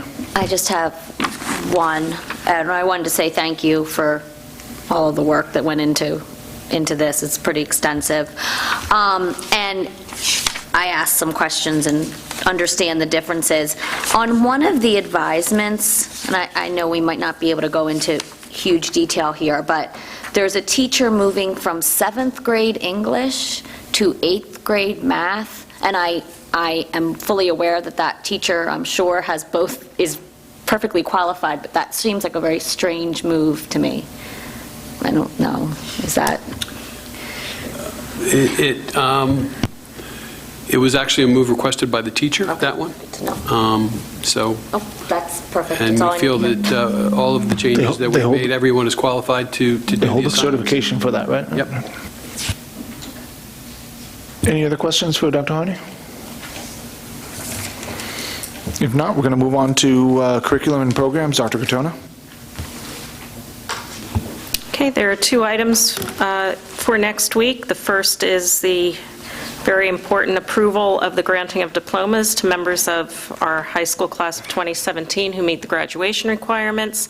And the other is an annual approval as well for our participation in the federal programs for the 17-18 school year, Title I, Part A, Title II, Part A, Title III, and Title IV, Part A. And Title IV, Part A is new to us starting next year. It is a student support and academic enrichment grant that has guidelines built around well-rounded education, safe and healthy students, and effective use of technology as 3 of the areas that it supports. We do not yet know amounts on any of these at this time. Any questions for Dr. Katona? If not, we'll move on to policy. There are several policies, actually 7, that are on for first reading, and there are, for your approval, 12 policies that are up for second reading. Any questions on policies? If not, we'll go on to other. We have gift and donations, three on the list here. We have a gift in the amount of $4,000 to the Education Foundation for Methacton Community, to the Malin Planetarium at Arcola Intermediate School, another gift of $1,000 from WASHES for autism for the Autistic Support Program at Woodland Elementary, and a $250 gift from Audubon Home and School Association for the Snackback Program at Audubon Elementary School. Also on the list, there's appointment of the board treasurer as listed. That would be Danielle Penza for the term of 1 year. The appointment of the school physician as listed, Dr. Brand, at a rate of $1,500. Appointment of a school dentist at a $2 per examination fee, and that's a name is listed. The appointment of the football team physician as listed as well, for the fee of $50 per home football game. Any questions on any of those gifts or other appointments? If not, then there's also dates for board members' calendars, old business, new business, and then courtesy of the floor.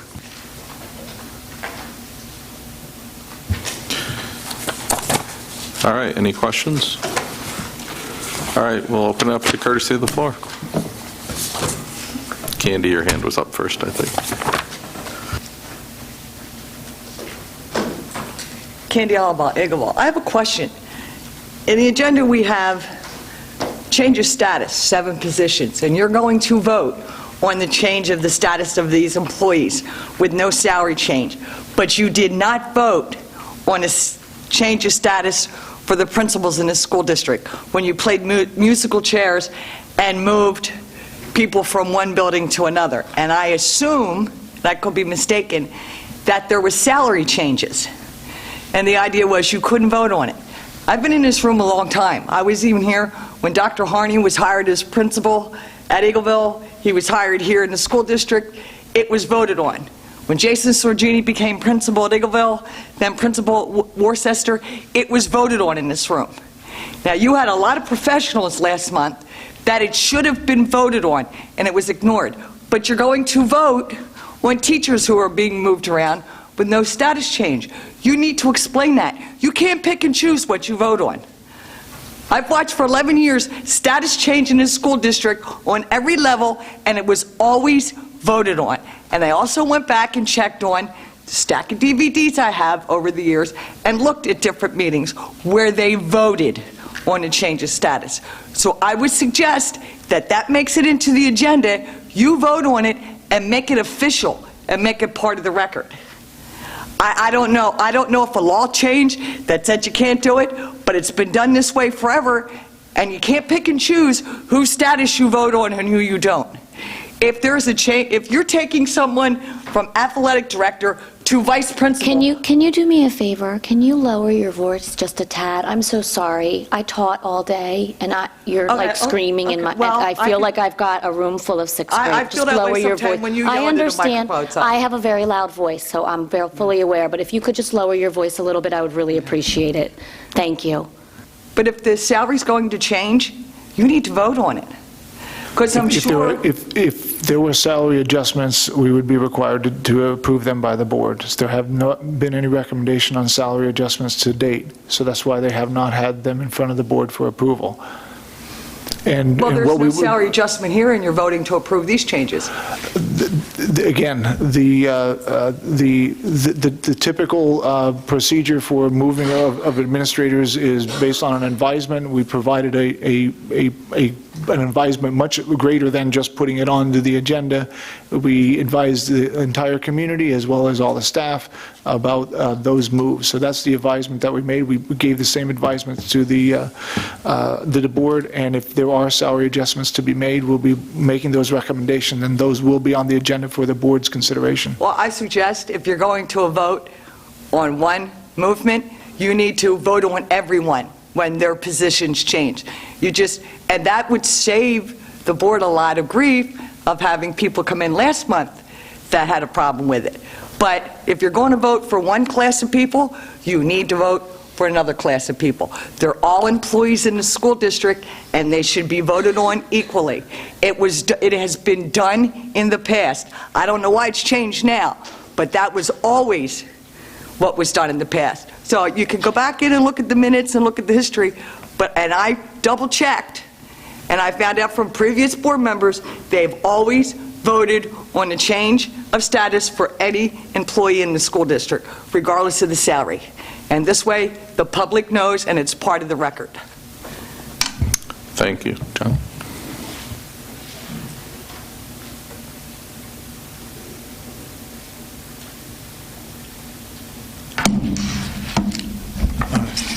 John Andrews, Lower Providence. With regard to Ms. Alabar's comments, I support them. I think that advisements should be part of the minutes rather than separate letters. And also, there was an election yesterday for moving candidates forward to the general election for school director to replace 4 persons whose terms are expiring. And I note that Candy Alabar succeeded to the general election, and she's here to be an informed director with a running start if she gets elected in the fall.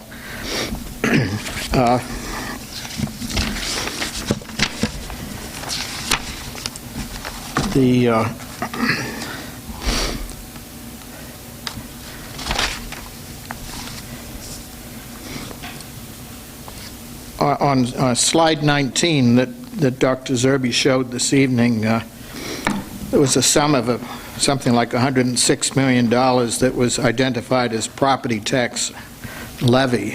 I think that's incorrect. I think that's the total budget. And later on in that same slide, it shows property taxes something lesser, maybe 80 million. So that's kind of a minor typo. With regard to the various changes in expenditures, given a 2.5% tax increase, property tax increase, considering all of the property tax increases that we've had for decades here, I would strongly recommend that half of that 1.8 million go towards reducing the tax increase, and the other half of it go towards building up the reserves for the facilities project. And also relative to that, Ms. Reese was talking about a 0% salary increase being in the budget, but being at the Finance Committee meeting last week, one of the slides showed that the budget for the next year shows a 2.6% increase for administrative staff per a contract, and a 2% assumed increase for the rest of employees. So, that clarifies in my mind that the savings due to reduction in high school staff and closure of a building should not be spent on salary increases in contracts that are under negotiation. That, if there are salary increases, that money should be coming from somewhere else.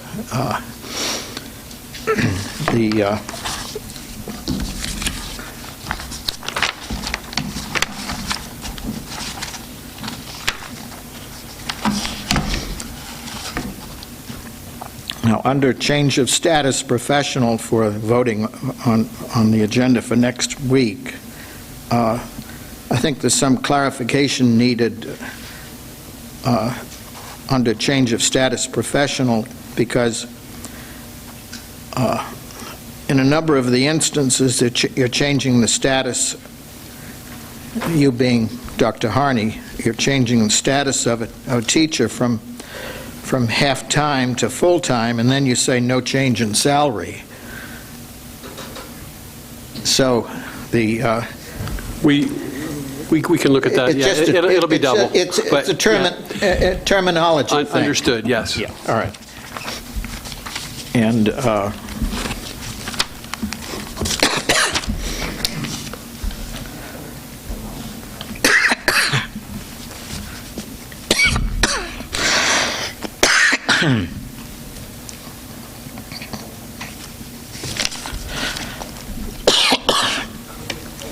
and there was a statement on the district homepage today, which Dr. Zerby read again at the start of the meeting, and I think it was completely unclear and probably intended to be that way, but I think we need better transparency. Oh, thank you, Troy. I'm almost done. Can you finish up, please? Yep, almost done.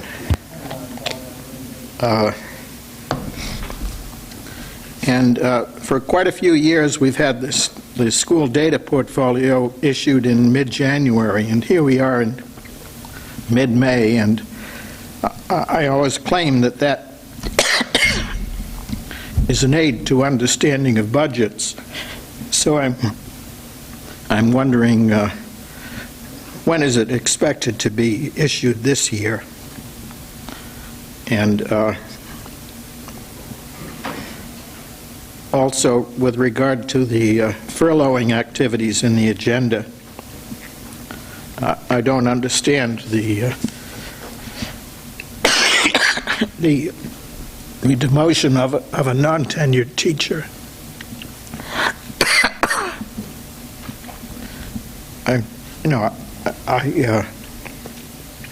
Now, maybe demotion just means that the teacher is going from full-time to half-time, but it doesn't say that. Thank you. Thank you. Anybody else? Yeah, Joe.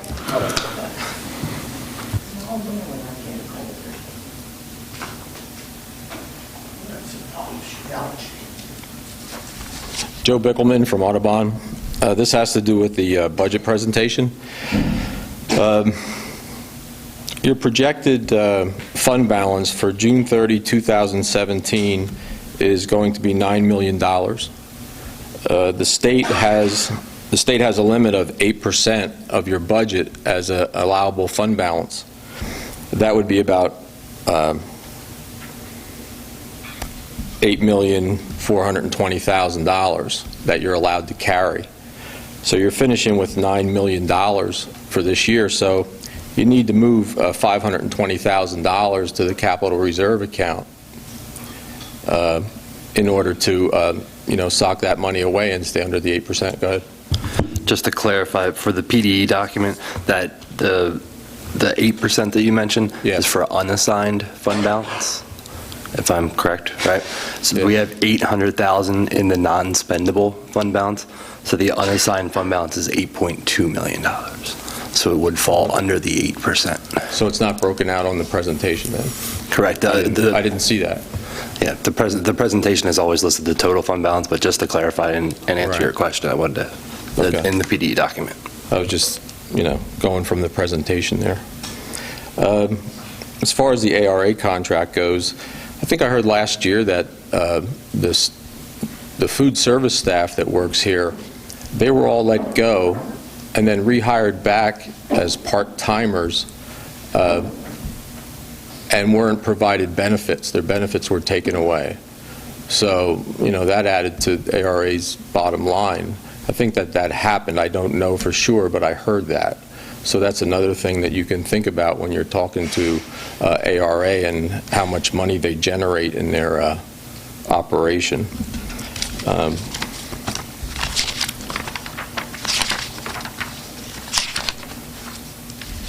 I see that we're hiring a K through 12 career counselor, Judith Schmitz,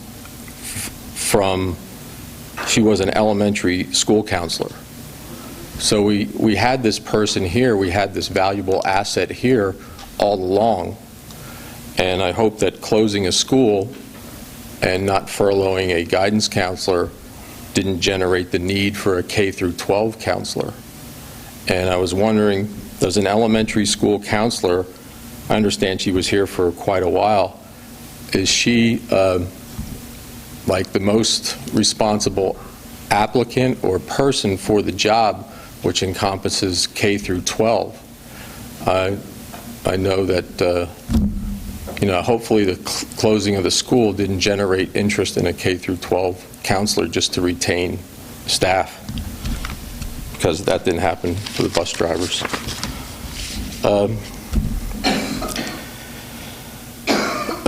Another thing under change of status classified, Christine Colizin from part-time office assistant at Audubon Elementary School to full-time office assistant at Methacton High School. Is she taking somebody's place, or is this a new position? It's okay for him to speak? Go ahead. It was a wash down from the closure, so positions that were moved by seniority were moved into other positions, and the least senior people were laid off. So this full-time office assistant at Methacton High School, there was somebody there before? Correct. And I should find that person somewhere in here leaving? That person is, I believe, I don't have my entire list in front of me, I believe they're moving down to the least senior person that may have left a half-time or a 3-hour position. So that's on here somewhere? Yep. Yes, it is. And then also a change of status of Patricia Rubendahl from part-time office assistant at Audubon Elementary to part-time office assistant at Woodland. Is that the same deal? Yes. So somebody was there. It's not a new position.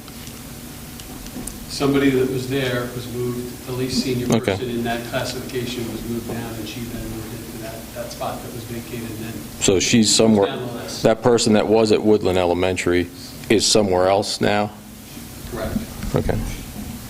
She's either somewhere else or she was one of the people that were laid off. So I should find that in here somewhere. Yes, you should. Right. Same with Marissa Wadsworth, the same thing, principal to the secretary to the assistant principal at Arcola. Same deal? Not a new position? No, same process, each of them. Okay. And the other thing I have has to do with the use of the track by the public. Is that something that the tax-paying public can use to walk around or jog on, the track at the high school? We've had discussions about the use of the track by the public at property committee meetings. It is on my agenda of things to address. Our hope was that as we brought on the new security services, that we would have been able to leverage them to help us manage that opportunity for the public. Right now, we do not have a solution until the next school year starts. And That question we'll be comes- reviewing that solution with the property committee and the board as a whole. Yeah, that question comes from my wife because her and a few bus drivers like to walk at lunchtime, and they used to use the track, but the gate's locked. I don't know if that's because it's during school hours or what, but they like to Yeah, walk public the access track. during school hours would not be allowed. Right. There's a sign at PW's track that says, this is your track, taxpayers. We depend on you to use it responsibly and to police it if you see anything that's a problem here, any vandalism going on, to use it and use it respectfully. So that track and that turf field, and they don't use the turf field, just the track, but it's open to the public. All right, thank you. Thank you. Any other comment? All right, may I have a motion to adjourn? Second? All those in favor? All right, thank you for coming out, everybody. Have a good night.